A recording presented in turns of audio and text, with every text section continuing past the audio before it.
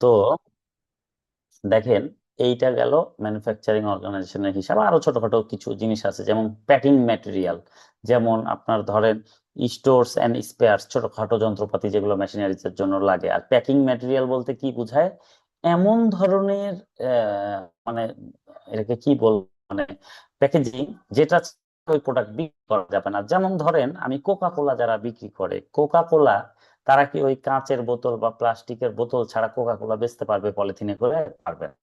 তাহলে কোকা কোলা বেচতে গেলে তাকে বোতলজাত করতে হবে। এটাই হচ্ছে প্যাকিং ম্যাটেরিয়াল, ঠিক আছে? যেমন ধরেন আপনি জলপাইয়ের আচার যারা বিক্রি করে, ঠিক আছে, ওরা দেখবেন যে একটা কাঁচের বয়মে বা প্লাস্টিকের বয়মে তেল টেল ঝাবির মধ্যে জলপাইটাকে রেখে দেয়, ঠিক আছে? কারণ ওই বয়াম ছাড়া আসলে ওই জলপাইয়ের আচারটা বিক্রি করা সম্ভব না। পলিথিনে করে তো আর সেটা বিক্রি হবে না, তাই না? তো এটাকেই বলা হয়, ওই যে বোতলটা দেওয়া আছে, এটাকে বলা হয় প্যাকিং ম্যাটেরিয়াল, ঠিক আছে? আচ্ছা, এখন আমরা চলে যাব যে হোয়াই ইনভেন্টরি ইজ ইম্পর্টেন্ট। এটা আমাদের খুব জানা দরকার। ইনভেন্টরির তিনটা নাম, এটা আপনারা সব সময় মনে রাখবেন। ইনভেন্টরির তিনটা নাম একটা, আচ্ছা, এটা আমি দীর্ঘদিন আলোচনা করেছি, ইকুয়েশনের সময়ও আলোচনা করেছি, বাট যেহেতু আপনারা বিগিনার, বারবার আমরা এটা আলোচনা করব যেন শুনতে শুনতে শুনতে শুনতে এক সময় আমাদের হয়ে যায়। যেমন ইনভেন্টরিকে গুডসও বলা হয়, ঠিক আছে? আবার ইনভেন্টরিকে স্টকও বলা হয়, ঠিক আছে? এগুলো পুরাতন নাম। নতুন আমেরিকানরা এটাকে ইনভেন্টরি বলেই ইয়া করে।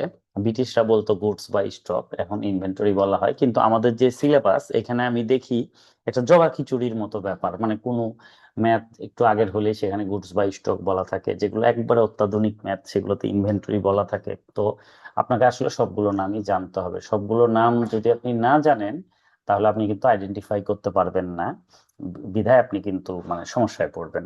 তো দেখেন একটা কোশ্চিন, যে ইনভেন্টরি অ্যাপিয়ার হয় ইনকাম স্টেটমেন্ট এবং ব্যালেন্স শিট উভয় জায়গায়। তো এটা কিরকম দেখেন, ইনভেন্টরি যদি সোল্ড হয়ে যায়, বিক্রি হয়ে যায়, ইনভেন্টরি বিক্রি হয়ে গেলে আমাদের কি হয়? আমাদের ইনকাম হয়। কারণ যেই দামে আমি গুডস কিনবো সেই দামে তো বেচবো না। আমি ঢাকাতে 1,000-এ কিনলে রাজশাহীতে এনে 1,200 টাকা বিক্রি করবো, তাই না? তাহলে যখন ইনভেন্টরি সোল্ড হয়ে যাবে তখন আমার ইনকাম হবে। ইনকাম হলে কোথায় যাবে? ইনকাম স্টেটমেন্টে যাবে। আমরা একটা জিনিস সবাই জেনে রাখেন, ইনকাম স্টেটমেন্টে কি কি যায়?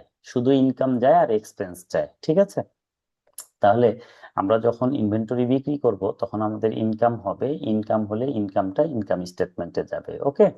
আচ্ছা, এখন ধরেন আমি ঢাকা থেকে 1,000 পিস 3 পিস নিয়ে আসছি। এটা একটা খুব কমন ইস্যু, যে একটা দোকানে 1,000 পিস 3 পিস বিক্রি হবে না। 600 হতে পারে, 700 হতে পারে, 800 হতে পারে, 900 হতে পারে, বাট কিছু থাকবে। যেটা থাকবে সেটা আনসোল্ড, বিক্রি হয়নি। তো এটাকে আমরা বছর শেষে কোথায় দেখাবো? ব্যালেন্স শিটে দেখাবো কারেন্ট অ্যাসেট হিসাবে। এটা কি? কারেন্ট অ্যাসেট, ঠিক আছে?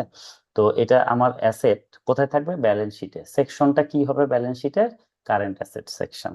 তাহলে দেখেন, যেটা বিক্রি হয়ে গেল সেটা ইনকাম স্টেটমেন্টে চলে গেল, যেটা আনসোল্ড সেটা আমার কারেন্ট অ্যাসেট ব্যালেন্স শিটে চলে গেল। তাইলে ইনভেন্টরিটা ইনকাম স্টেটমেন্টেও অ্যাপিয়ার হচ্ছে, ব্যালেন্স শিটেও অ্যাপিয়ার হচ্ছে, ঠিক আছে না? এই জন্য এটাকে এরকম বলা হয়। তো এটা আপনারা মাথায় রাখবেন।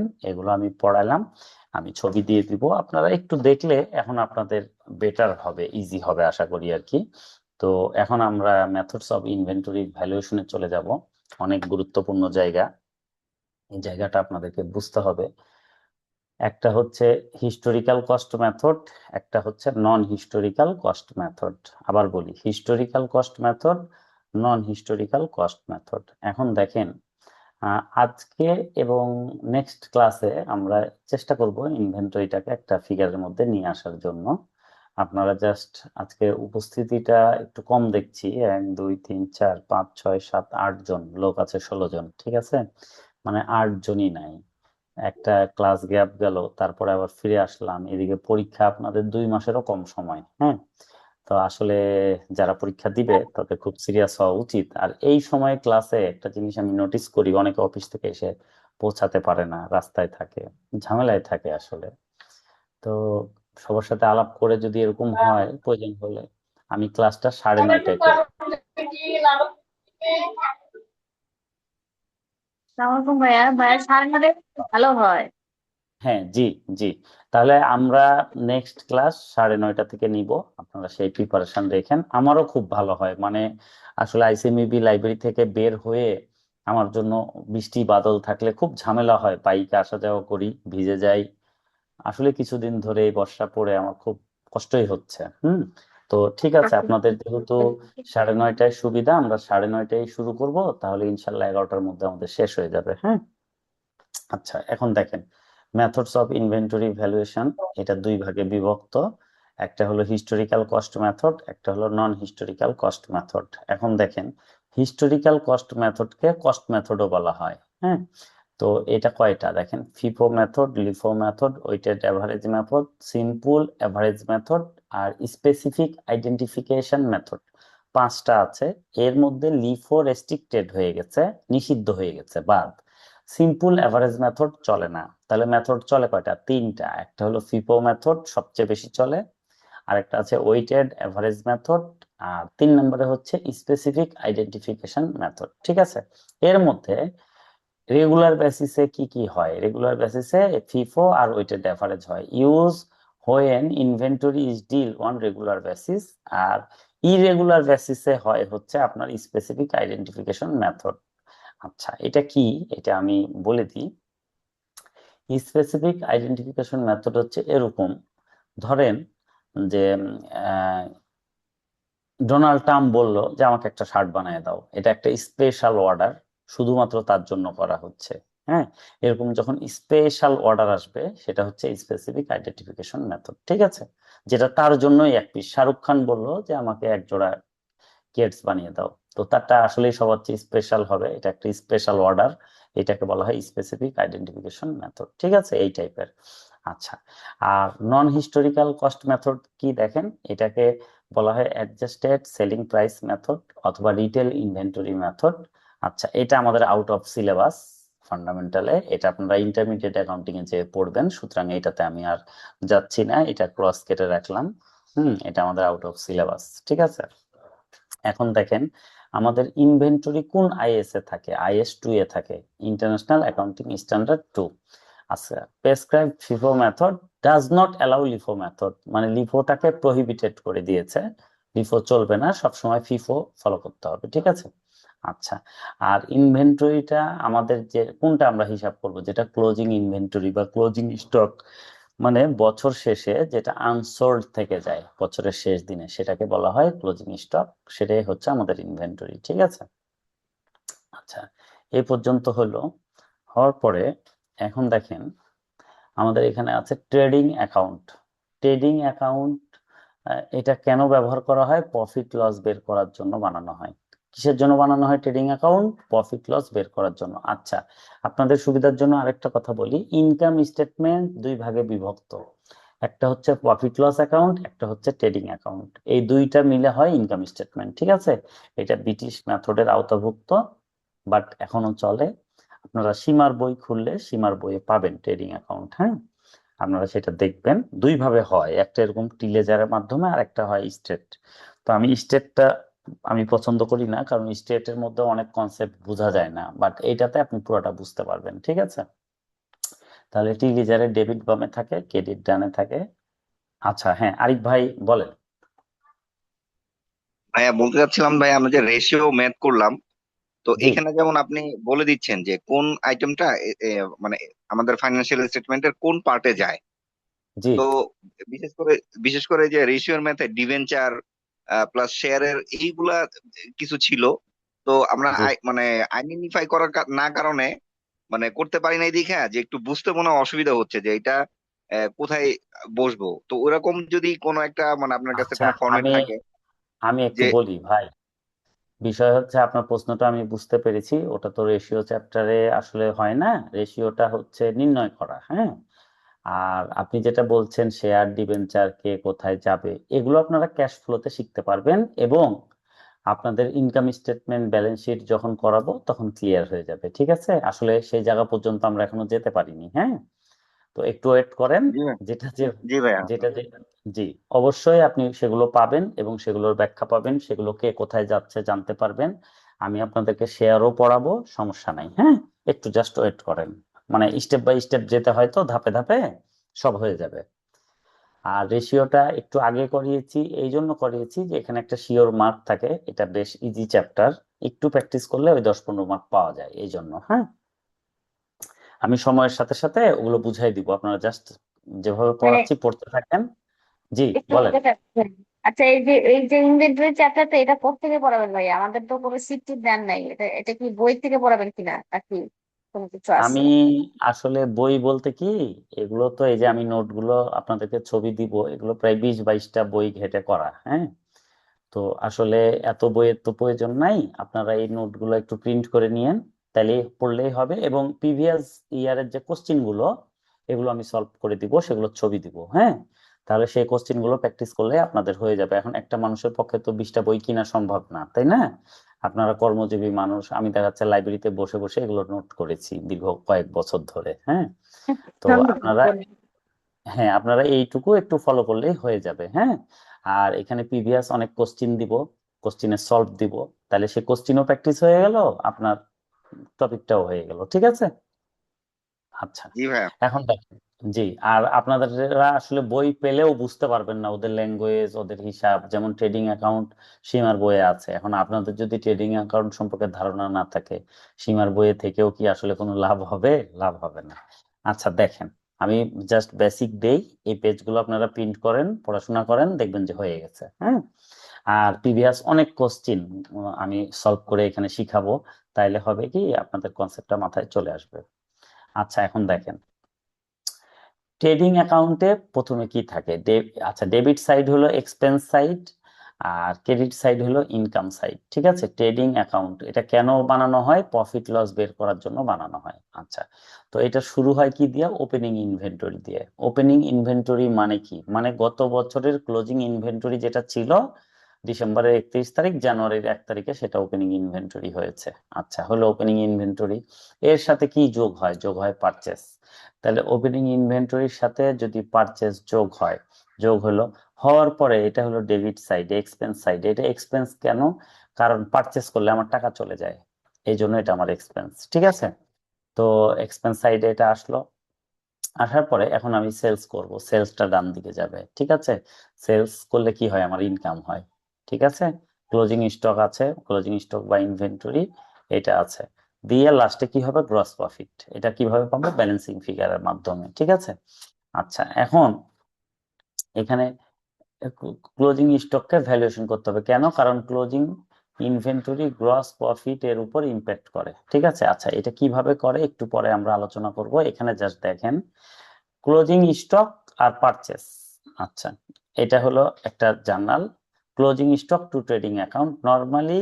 আর কারণ ট্রেডিং অ্যাকাউন্টে ক্লোজিং স্টক ক্রেডিট পাশে লেখা হয়। আচ্ছা, এগুলো কারণ টারণ আছে, ব্যাখ্যা আছে, এগুলো আপনারা পড়বেন, এগুলো নট নেসেসারি আপনাদের জন্য, আপনারা জাস্ট ট্রেডিং অ্যাকাউন্টটা বুঝলেই হবে। হ্যাঁ, আচ্ছা, এবার আপনারা দেখেন, আমি খুব খুবই গুরুত্বপূর্ণ একটা জায়গায় আপনাদেরকে করব, যে ক্লোজিং স্টক যে ভ্যালুয়েশন করা দরকার কেন, হয় needs valuation of closing inventory. আচ্ছা দেখেন, এটা হচ্ছে ট্রেডিং অ্যাকাউন্ট, ওপেনিং ইনভেন্টরি কত আছে? 1,000 টাকা। পারচেস কত করেছি? 10,000 টাকা। আপনারা খুব মনোযোগ দিয়ে রিলেশনশিপটা পড়েন। ওপেনিং ইনভেন্টরি হলো 1,000, ক্লোজিং পারচেস হলো 10,000। আচ্ছা, সেলস কত করেছি? করেছি 15,000। ক্লোজিং ইনভেন্টরি কত আছে? 2,000 টাকা। কত? 2,000 টাকা। আচ্ছা, এগুলো আমি একটা ফিগার ধরে নিয়েছি। তাহলে 15 আর 2 কত হয়? 17,000। এদিকেও হয়ে যাবে 17,000। এখন এখানে আমার আছে কত? 10 আর 11,000। তাহলে ব্যালেন্সিং ফিগার করলে কত পাবো? 6,000 টাকা। তাহলে আমার গ্রস প্রফিট কত? 6,000 টাকা। এখন আপনারা একটা জিনিস দেখেন, ক্লোজিং ইনভেন্টরি যখন 2,000 টাকা, তখন আমার গ্রস প্রফিট হচ্ছে 6,000 টাকা। আচ্ছা, আরেকটা কথা একটু জেনে নিই, যারা পরে জয়েন্ট করলেন, সবার সুবিধার জন্য আমি ক্লাসটা একটু ডিলে করে দেবো, আগামী দিন থেকে রাত্রি 9:30টায় ক্লাস নিব। হ্যাঁ, তো আপনারা অবশ্যই 9:30-এর মধ্যে ক্লাসটা অ্যাটেন্ড করার চেষ্টা করবেন। মানে অনেক গুরুত্বপূর্ণ টপিক আলোচনা হয়, আসলে এগুলো না বুঝতে পারলে পরবর্তীতে আপনাদের আসলে লাভ হলো না। আপনারা যে একটা পেমেন্ট করছেন, কিছু যদি নাই শিখতে পারেন, তাহলে আসলে আমারও ভালো লাগবে না। আমি চাই যে আপনারা, আপনাদের এই পেমেন্টটা সার্থক হোক। হ্যাঁ, তাহলে আমার ভালো লাগবে। আচ্ছা, তাহলে দেখেন, ক্লোজিং ইনভেন্টরি যদি 2000 হয় তাহলে গ্রস প্রফিট কত? 6000। আবার আমরা একটা ম্যাথ নিব। ওপেনিং ইনভেন্টরি 1000, পারচেজ 10,000, আচ্ছা সেলস 15,000ই আছে। ক্লোজিং ইনভেন্টরি এখানে ধরেন 5,000 টাকা আছে, এখানে ছিল 2000, এখানে 5,000। তাহলে গ্রস প্রফিট কত? গ্রস প্রফিট হচ্ছে 9,000 টাকা। আপনারা করে দেখবেন ফিগার, 15 আর 5-এ 20,000, এখানেও 20,000, তাহলে 10 আর 1-এ 11, ব্যালেন্সিং ফিগার করলে পাচ্ছি 9,000। তাহলে যখন ক্লোজিং ইনভেন্টরি 2000 ছিল তখন গ্রস প্রফিট ছিল 6,000, যখন ক্লোজিং ইনভেন্টরি 5,000 তখন গ্রস প্রফিট 9,000। এর অর্থ হচ্ছে ক্লোজিং ইনভেন্টরির সাথে গ্রস প্রফিটের পজিটিভ রিলেশনশিপ। ক্লোজিং ইনভেন্টরি যদি বাড়ে তাহলে গ্রস প্রফিট বাড়বে, ক্লোজিং ইনভেন্টরি যদি কমে তাহলে গ্রস প্রফিট কমবে। আচ্ছা, সেটাই আমি এখানে লিখে দিয়েছি। দেখেন, ক্লোজিং ইনভেন্টরি যদি বাড়ে, ইনক্রিজ, তাহলে গ্রস প্রফিট বাড়ে। ক্লোজিং ইনভেন্টরি যদি কমে তাহলে গ্রস প্রফিট কমবে। তার মানে কি? Positive relationship. ওকে, তাহলে ক্লোজিং ইনভেন্টরি আর গ্রস প্রফিট এই দুইটার মধ্যে কি সম্পর্ক? Positive relationship. আচ্ছা, এবার আমরা চলে যাই এর পরের ধাপে। দেখেন, ট্রেডিং অ্যাকাউন্ট। ট্রেডিং অ্যাকাউন্ট, এখানে ওপেনিং ইনভেন্টরি আছে 5,000, পারচেস আছে 10,000, আর সেলস আছে 15,000, ক্লোজিং ইনভেন্টরি আছে 2,000। তাহলে কত? 15 আর 2 17,000, এদিকেও 17,000। তাহলে ওপেনিং ইনভেন্টরি 5, পারচেস 10, 15, তাহলে এদিকে আছে 17, তাহলে ব্যালেন্সিং ফিগারে পাচ্ছি 2,000 টাকা। আচ্ছা, এর মানে কি? এবার আমরা ওপেনিং ইনভেন্টরির সাথে গ্রস প্রফিটের সম্পর্ক নিব। আগের দুইটাতে কি নিয়েছিলাম? গ্রস প্রফিটের সাথে ক্লোজিং ইনভেন্টরির সম্পর্ক। আর এবার কার নিব? ওপেনিং ইনভেন্টরির সাথে গ্রস প্রফিটের সম্পর্ক। ওপেনিং ইনভেন্টরি যখন 5,000, গ্রস প্রফিট তখন 2,000। আচ্ছা, আরেকটা দেখি।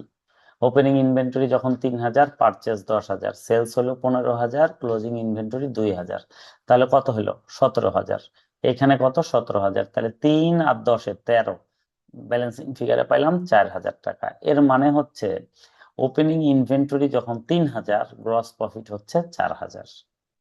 আবার ভালো করে দেখেন, প্রথমবার ওপেনিং ইনভেন্টরি যখন ছিল 5,000, গ্রস প্রফিট ছিল 2,000। পরের বার ওপেনিং ইনভেন্টরি যখন 3,000, হ্যাঁ, কমে যাচ্ছে, তখন গ্রস প্রফিট বেড়ে যাচ্ছে, হচ্ছে 4,000। তার মানে কি? ওপেনিং ইনভেন্টরির সাথে গ্রস প্রফিটের নেগেটিভ রিলেশনশিপ। ওপেনিং ইনভেন্টরি বেড়ে গেলে গ্রস প্রফিট কমে যায়। দেখেন, ওপেনিং ইনভেন্টরি যখন 5,000, গ্রস প্রফিট 2,000, বেড়ে গেছে তাই। আচ্ছা, আবার ওপেনিং ইনভেন্টরি কমে গেলে গ্রস প্রফিট বেড়ে যায়। যেমন ধরেন ওপেনিং ইনভেন্টরি 5,000 ছিল, কমে 3,000 হয়েছে, তখন গ্রস প্রফিট 2,000 থেকে বেড়ে 4,000 হয়ে গেছে। তার মানে গ্রস প্রফিট বেড়ে যায়। এটা হচ্ছে নেগেটিভ রিলেশনশিপ। ঠিক আছে, তার মানে একই লাইনে যদি হয় ওপেনিং ইনভেন্টরি আর গ্রস প্রফিট, নেগেটিভ রিলেশনশিপ। বিপরীত লাইনে যদি হয় ক্লোজিং ইনভেন্টরি আর গ্রস প্রফিট, তাহলে পজিটিভ রিলেশনশিপ। ঠিক আছে, এইটা আমাদেরকে খুব স্ট্রংলি পড়তে হবে। আমি আপনাদেরকে ছবি দিয়ে দিচ্ছি, আপনারা অবশ্যই প্র্যাকটিস করবেন। ঠিক আছে, এখন আরেকটু আলোচনা আছে, যেহেতু 8 মিনিটের মতো টাইম আছে, সেটাও আমি একটু সেরে নিই। হ্যাঁ, আচ্ছা, এই পর্যন্ত কারো কি বুঝতে কোনো প্রবলেম আছে? যদি প্রবলেম থাকে আমাকে এখনই বলেন। হ্যাঁ, ওই যে ডেবিট ক্রেডিট সাইডটা বুঝতেছিলেন। ডেবিট ক্রেডিট সাইড তো বোঝার কিছু নাই। ট্রেডিং মানে যে কোনো লেজারে কি হয়? ডেবিট থাকে বাম দিকে, ক্রেডিট থাকে ডান দিকে, সেটাই আছে। আচ্ছা, বাম দিকে যেটা আছে সেটা এক্সপেন্স সাইড, আর ডান দিকে যেটা আছে এটা ইনকাম সাইড। ঠিক আছে, ট্রেডিং অ্যাকাউন্ট কেন বানানো হয়? প্রফিট লস বের করার জন্য। আচ্ছা, আর এখানে একটা জিনিস মনে রাখবেন, ওপেনিং ইনভেন্টরি আর পারচেস ডেবিট সাইডে। কারণ কি? কারণ এটাকে এক্সপেন্স হিসাবে ট্রিট করা হয়। এটা আমরা পারচেস করেছি মানে টাকা চলে গেছে, এক্সপেন্স।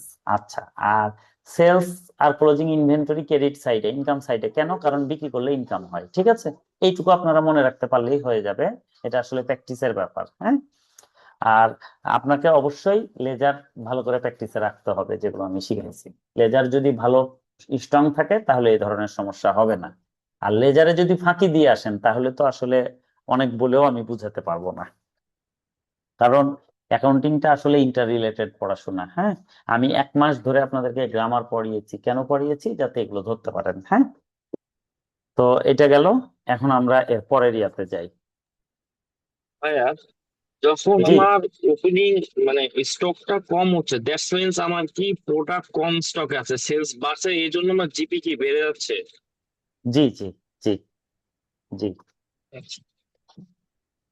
জি এটা একটা রিলেশনশিপ। ওপেনিং ইনভেন্টরি যদি বেড়ে যায় গ্রস প্রফিট কমে যাবে, হ্যাঁ যেটা আপনি বললেন সেটাই। আর ওপেনিং স্টক যদি কমে যায় তাহলে গ্রস প্রফিট বেড়ে যাবে, যেটা আপনি বলেছেন সেটাই রিজন এগুলো। আচ্ছা এরপরে আমরা যাই, দেখেন ক্লোজিং ইনভেন্টরি ভ্যালুয়েশন করা কেন দরকার, why need valuation of closing inventory. আচ্ছা দেখেন ওপেনিং ইনভেন্টরি আমাদের ভ্যালুয়েশন করার প্রয়োজন নাই, হয় need not valuation of opening inventory. কেন প্রয়োজন নাই? কারণ আজকে যেটা ওপেনিং ইনভেন্টরি, এটা আগের বছরের ক্লোজিং ইনভেন্টরি। তো ক্লোজিং আগের বছর যখন ক্লোজিং ইনভেন্টরি ছিল তখনই তো আমরা ভ্যালুয়েশন করেছি, তাহলে আবার পরের বছর সেটার ভ্যালুয়েশন লাগে না, ঠিক আছে। আচ্ছা এখন প্রশ্ন হলো ক্লোজিং ইনভেন্টরি কেন ভ্যালুয়েশন করতে হয়, why need valuation of closing inventory. আচ্ছা দেখেন ক্লোজিং ইনভেন্টরি আন্ডার ভ্যালুড হলে বা ওভার ভ্যালুড যাই হোক তাই লস। কেন লস? দেখেন ক্লোজিং স্টক বাড়লে গ্রস প্রফিট বাড়ে, একটু আগে আমরা ট্রেডিং অ্যাকাউন্ট থেকে শিখে এসেছি, এটা positive relationship. Actually not but শোন এট দ্য বুকস মোর, মানে যেইটা আমার আসলে হয় নাই সেটা যদি আমি দেখাই বুকে বেশি করে তাহলে কি হবে, আমার গ্রস প্রফিট বেশি দেখাবে। গ্রস প্রফিট বেশি দেখালে আমাকে ট্যাক্স বেশি দিতে হবে। মানে কি, মানে ইনকাম না করেই ট্যাক্স বেশি দিতে হবে, ঠিক আছে। মানে আমার ধরেন ক্লোজিং স্টক আছে 1 লাখ, আমি এখন একটা মানে ভুল দিলাম 2 লাখ, হ্যাঁ লাভ বেশি দেখানোর জন্য, তাহলে 2 লাখ ক্লোজিং স্টক দিলে আমার গ্রস প্রফিটও বেশি দেখাইতে হবে। 1 লাখে ধরেন গ্রস প্রফিট ছিল 20,000, 2 লাখে দেখাইতে হবে 40,000। এখন যখন আমি এরকম একটা ফলস স্টেটমেন্ট দিব তখন 20,000-এর ট্যাক্স কম লাগবে, কিন্তু যখন 40,000 প্রফিট দেখাবো তখন ট্যাক্স বেশি দিতে হবে। কিন্তু আসলে কি আমি 40,000 ইনকাম করেছি? করিনি, করেছি 20,000, কিন্তু ট্যাক্স দিতে হবে 40,000-এর। মানে কি ইনকাম না করেই ট্যাক্স বেশি দিতে হবে। সুতরাং ক্লোজিং স্টক ওভার ভ্যালুড করা যাবে না, ঠিক আছে, 1 নম্বর কথা। আবার ক্লোজিং স্টক আন্ডার ভ্যালুডও করা যাবে না, কারণ কি ক্লোজিং স্টক যখন কম দেখাবো তখন গ্রস প্রফিটও কম দেখাবে, ফাইন্যান্সিয়াল স্টেটমেন্টে কম দেখাবে, ওনার্স বা শেয়ার হোল্ডাররা দেখবে প্রফিট কম, তখন তারা ইনভেস্টে আগ্রহ হারাবে, তারা বলবে এই কোম্পানিতে ইনভেস্ট করা যাবে না। কারণ কি, কারণ এই কোম্পানিতে ইনভেস্ট করলে আমাদের প্রফিটটা খুবই কম, ঠিক আছে। ইনভেস্টররা সবসময় কি চায়, যে আমি ইনভেস্ট করে কোথায় সবচেয়ে বেশি পাবো ইনকাম, ঠিক আছে। তো এই জন্য নিয়ম কি, নিয়ম হলো যে যেইটা আমার অ্যাকুরেট সেইটাই দেখাইতে হবে, আন্ডার ভ্যালুডও দেখা যাবে না, ওভার ভ্যালুডও দেখা যাবে না, দুইটাতেই লস। ওভার ভ্যালু দেখাইলে অতিরিক্ত ট্যাক্স দিতে হবে, আর আন্ডার ভ্যালু দেখাইলে আপনার শেয়ারই বিক্রি হবে না, আপনার কোম্পানিতে কেউ ইনভেস্টই করবে না। কারণ সবাই একটা হিসাব করবে যে এইখানে তো ইনভেস্ট করে আসলে তুলনামূলকভাবে প্রফিট কম, তাহলে এখানে কেন ইনভেস্ট করব। সবাই তো আসলে বেশি লাভটা চায়, তাই না? আচ্ছা এখন প্রশ্ন হলো আমরা ক্লোজিং স্টককে ভ্যালুয়েশন কেন করতে হবে শিখলাম। এখন আমাদের কোশ্চিন হইতে পারে ক্লোজিং স্টককে ভ্যালুয়েশন করতে হয় কিভাবে, কিভাবে করতে হয়, ভ্যালুয়েশন তো করা লাগবে, কিভাবে করব। আচ্ছা অ্যাকাউন্টিং প্রুডেন্ট কনসেপ্ট বা কনজারভেটিজম কনসেপ্ট কি বলে। আচ্ছা অ্যাকাউন্টিং এর 17টা প্রিন্সিপাল আছে, এগুলো আমি আপনাদের সাথে আলোচনা করব। এখন জাস্ট পড়ার ফাঁকে ফাঁকে একটু করে আলোচনা করে দিই। অ্যাকাউন্টিং প্রুডেন্ট কনসেপ্ট বা কনজারভেটিজম কনসেপ্ট এটাই বলে যে আমাদের প্রফিট লস কারেন্ট ইয়ারের সাথে ফিউচারের প্রফিট লস এই 4টা জিনিস থাকে, হ্যাঁ। একটা হচ্ছে current loss, current profit, future loss, future profit. তাহলে এর মধ্যে আমরা সবই নিতে পারবো, শুধু ফিউচার প্রফিটটা নিতে পারবো না, ঠিক আছে। Future loss can be calculated but future profit can not be calculate, এটা একদম সত্য, ফিউচার প্রফিট কখনো আমরা ক্যালকুলেট করতে পারবো না। আচ্ছা তাহলে দেখেন cost or NRV, cost or NRV whichever is lower, এটাকে কি বলা হয়, এলসিএম, ঠিক আছে। জেনারেলি কস্ট কম হয় এনআরভি বেশি হয়, এটা জেনারেল কন্ডিশন। কস্ট কিভাবে বের করব, ইনভেন্টরি অ্যাকোয়ার পারচেজ করতে যা খরচ হয়, যেমন cost of purchase, cost of conversion, other cost, okay. আচ্ছা আর এনআরভি কিভাবে আমরা বের করব, এনআরভি মানে হচ্ছে নেট সেলিং প্রাইস। এনআরভি মানে কি, নেট সেলিং প্রাইস। তাহলে নেট সেলিং প্রাইস এনআরভি বের কিভাবে করব, ফর ট্রেডার্স, ট্রেডার্স মানে হলো যারা কিনে বিক্রি করে, ট্রেডার্স মানে হলো যারা কিনে বিক্রি করে, ট্রেডার্স মানে হচ্ছে যারা কিনে বিক্রি করে।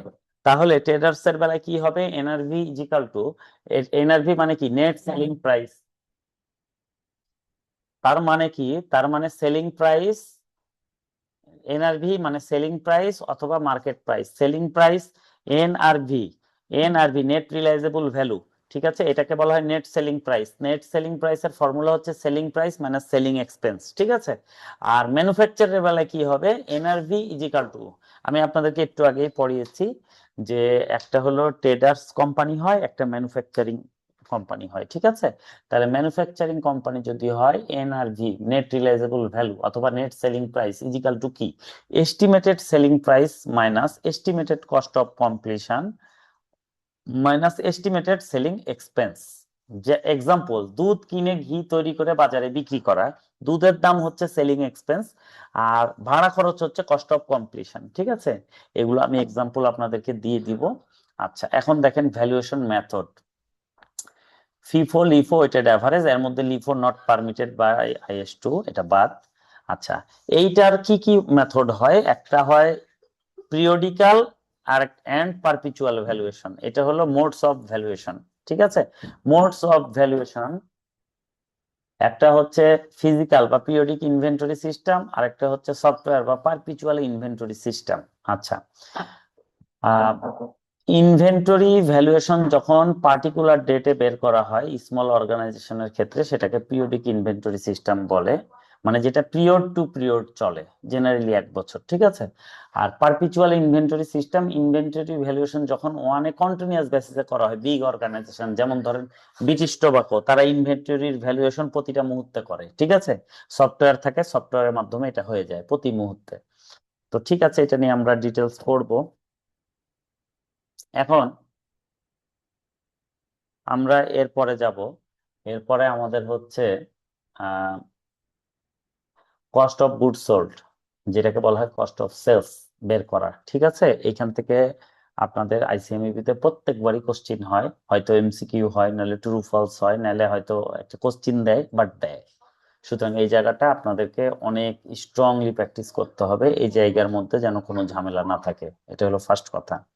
দেখেন, প্রথমে ওপেনিং ইনভেন্টরি সাপোজ 10,000, এর সাথে পারচেস যোগ করলাম, কত হলো? 1 লাখ।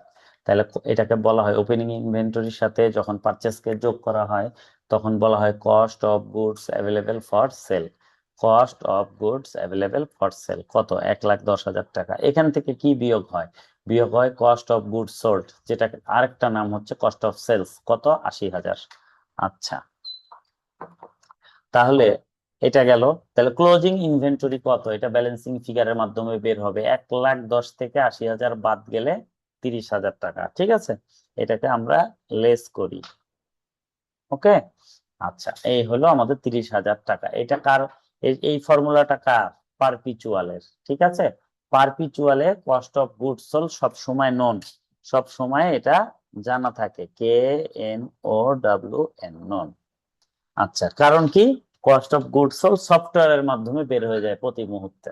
আচ্ছা, তাহলে পারপিচুয়ালের বেলায় এটার ফর্মুলা কি হয় আর পিরিয়ডিকের বেলায় কি হয় আমরা দেখবো। পারপিচুয়ালেরটা কেবলই আমরা করলাম, ওপেনিং ইনভেন্টরি যোগ purchase cost of goods available for sale, আর এখান থেকে কস্ট অফ গুডস সোল্ড বিয়োগ হলে ক্লোজিং ইনভেন্টরি 3,000 টাকা। আচ্ছা, পিরিয়ডিক ইনভেন্টরির বেলায় কি হবে? Opening inventory purchase cost of goods available for sale 11,000, এটা সেম থাকে, বাট পারপিচুয়ালে cost of goods sold known থাকে, জানা থাকে সফটওয়্যারের মাধ্যমে, সেটা বিয়োগ করলে আমরা ক্লোজিং ইনভেন্টরি পেয়ে যাই ব্যালেন্সিং ফিগারে। আর পিরিয়ডিকের বেলায় ক্লোজিং ইনভেন্টরি আমরা জানতে পারি, সেটা বিয়োগ করি, করলে আমরা লাস্টে কি বের করি? কস্ট অফ গুডস সোল্ড বের করি, ঠিক আছে। এই দুইটা হলো ডিফারেন্স, এখানে বিয়োগ হয় কস্ট অফ গুডস সোল্ড আর এখানে বিয়োগ হয় ক্লোজিং ইনভেন্টরি, ঠিক আছে। এই হচ্ছে ডিফারেন্স, এটা এই জন্য আমি পাশাপাশি করেছি যাতে আপনারা বুঝতে পারেন। এইখান থেকে আপনাদের কোশ্চিন থাকেই থাকে, সুতরাং এই জায়গাটাকে অনেক গুরুত্ব দিয়ে পড়বেন, হ্যাঁ। আচ্ছা, এখন দেখেন এখানে আমি লিখে দিয়েছি সফটওয়্যারের মাধ্যমে সবসময় কস্ট অফ গুডস সোল্ড বা কস্ট অফ সেলস জানা থাকে, জানা থাকে না ক্লোজিং ইনভেন্টরি, যা ব্যালেন্সিং ফিগারের মাধ্যমে জানা যায়। এই যে ব্যালেন্সিং ফিগারের মাধ্যমে ক্লোজিং ইনভেন্টরি জানা যায়। আচ্ছা, আর এখানে ফিজিক্যাল ইনভেন্টরি সিস্টেম বলা হয় কারণ ক্লোজিং ইনভেন্টরিকে ফিজিক্যালি কাউন্ট করা হয়, অথবা কস্ট অফ গুডস সোল্ড বের করা হয়। যেমন ধরেন একটা 800 টাকা, একটা 850 টাকা, 900 টাকা, এটা সেলস করছি আমি 1,500 টাকা, 10 পিস 15,000 টাকা, তাহলে এর কস্ট অফ গুডস সোল্ড কত? দেখা যাচ্ছে আমি জিন্স বিক্রি করি, একটা জিন্স প্রথমে 800 টাকা, পরে কিনেছি 850 টাকা, ঈদের সময় কিনেছি 900 টাকা, কিন্তু আমার বিক্রি রেট প্রত্যেকবারই 1500 টাকা। তাহলে সেলিং প্রাইস আমি পেয়ে যাচ্ছি, 10টা বেচেছি 1500 করে, 10 15,000 টাকা। এখন যদি প্রশ্ন ওঠে এই যে 15,000 টাকা বিক্রি করলাম এর কস্ট কত, এটা আমি বলতে পারবো না, কারণ কোনটা 800 কিনা ছিল, কোনটা 850 কিনা ছিল, কোনটা হয়তো 900 টাকা কিনা ছিল। তাহলে এটা আমরা কেমনে বের করব? এটা ব্যালেন্সিং ফিগারের মাধ্যমে বের করব, কস্ট অফ গুডস সোল্ড। এই যে এখানে দেখেন কস্ট অফ গুডস সোল্ড কিভাবে বের হচ্ছে, ব্যালেন্সিং ফিগারের মাধ্যমে। ওকে, এই হচ্ছে এটার ফর্মুলা।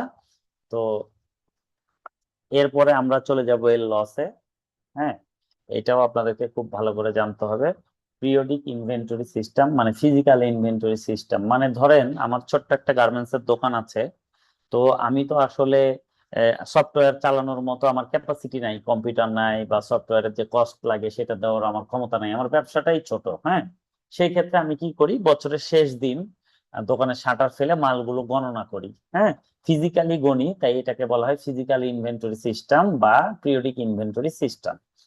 আর আরেকটা ধরেন যে ব্রিটিশ আমেরিকান টোবাকো ব্যাট, তারা গোল্ড পেনশন সিগারেট বিক্রি করে, এদের তো টাকার অভাব নাই, অনেক বড় মাল্টিন্যাশনাল কোম্পানি, এরা সফটওয়্যারের মাধ্যমে করে। ঠিক আছে, এদেরকে কোনো কিছু হিসাব করা লাগে না, সফটওয়্যারই তাদের টোটাল হিসাব বলে দেয়। এখন ধরেন আমার প্রতিষ্ঠানে 10টা ইউনিট ক্লোজিং ইনভেন্টরি লস হয়ে গেছে, লস 10 ইউনিট। কিভাবে লস হয়েছে? চুরি হয়ে যেতে পারে, ইঁদুরে খেয়ে ফেলতে পারে, পচে যেতে পারে, নষ্ট হতে পারে, ঠিক আছে, হারিয়ে যেতে পারে।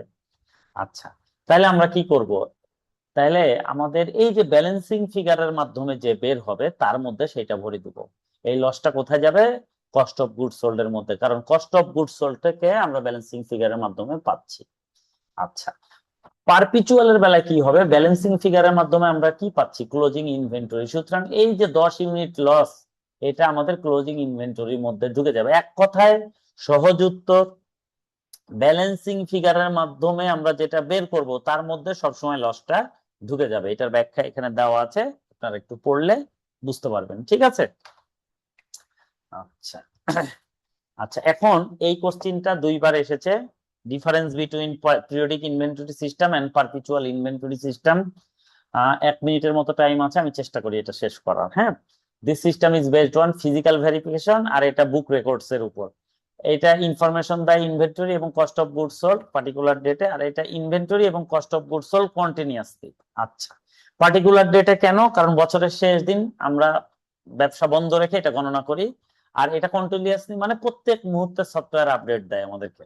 আচ্ছা, this system determine inventory and take cost of goods sold at balancing figure, আর এখানে this system determine cost of goods sold and take closing inventory at balancing figure. এটা আমরা ওই ফর্মুলাতে গেলেই জানতে পারবো, আগের পেজে যেটা পড়লাম, এই যে এই ফর্মুলাতে গেলে আমরা জানতে পারবো ব্যালেন্সিং ফিগারে কে বের হচ্ছে, আর তার উপরে যেটা থাকে ওটা হলো ডিটারমাইন। ঠিক আছে, তাহলে আমরা ওই জায়গা পারলে এই জায়গা পারবো। Inventory control is not possible. আচ্ছা, ফিজিক্যালে পসিবল না, বাট এখানে পসিবল, সফটওয়্যারের মাধ্যমে পসিবল। এটা সিম্পল এবং লেস এক্সপেন্সিভ, যেটা ফিজিক্যাল, এখানে কোনো খরচ লাগে না, কিন্তু সফটওয়্যারটা এক্সপেন্সিভ। হ্যাঁ, এই হলো 7টা আপনাদের ডিফারেন্স, এটা আপনারা পড়বেন। এটা 2-3 বার এক্সামে আসছে, 4 মার্কের জন্য আসে, 4টা লিখলেই হবে, আমি একটু বেশি